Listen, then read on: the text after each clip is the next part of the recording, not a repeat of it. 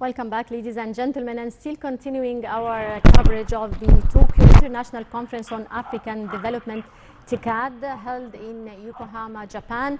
And we're joined over the phone by Dr. Moustafa Reda, political analyst. Good afternoon, sir. Good afternoon to you. Well, sir, the conference is discussing health, education, trade, investment.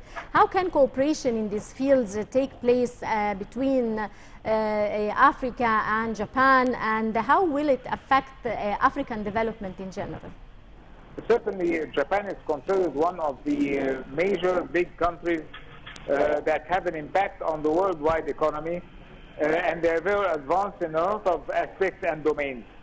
So again, certainly the African continent and the African countries, we could benefit from the Japanese technology and from the Japanese know-how, and probably Egypt will be playing a pivotal role in coordinating these efforts, in probably magnifying what are the needs of the African countries and how probably Japan could fulfill these needs in various domains. Right. Well, sir, this is the 7th edition of the TICAD conference. How has previous conferences succeeded in meeting or reaching their goals? Certainly, the meetings have been very fruitful and important.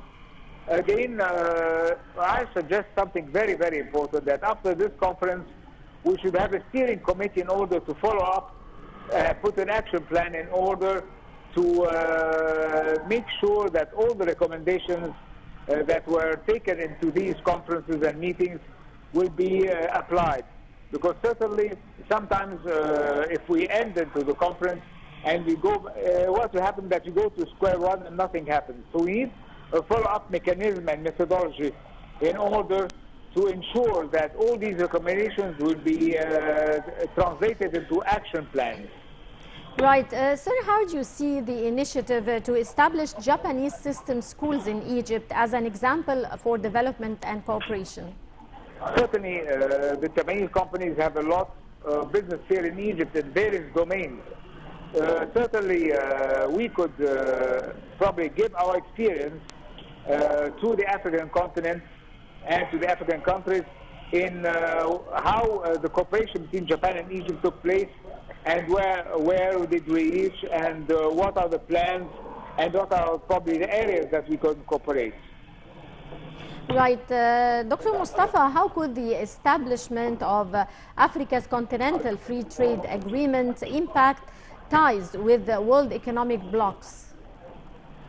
Well, certainly, we should, as I mentioned just now, we should eliminate and have an action plan in order to eliminate any obstacles that might encounter. You see, things are not so easy because these African countries, they have a lot of problems, and they have a lack of know-how and experience, and probably need a lot of training to their human resources. So there are a lot of domains, you see, that should be tackled.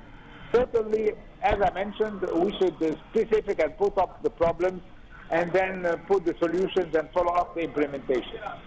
Right. Dr. Reda, how do you see the agreement's impact on African development?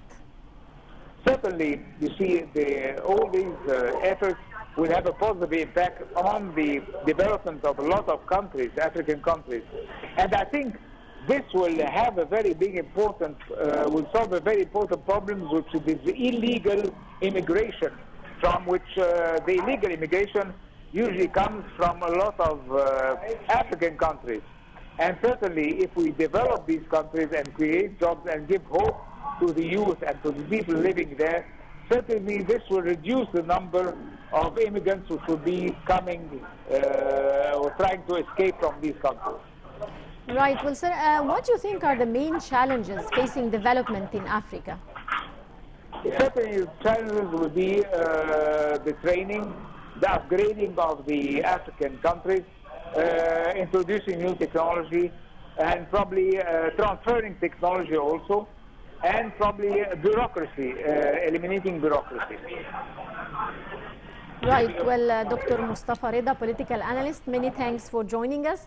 And dear viewers, with this we come to the end of this special edition of Africa Today. Many thanks for watching, and stay tuned for more of our coverage on TICAD. Many thanks for watching.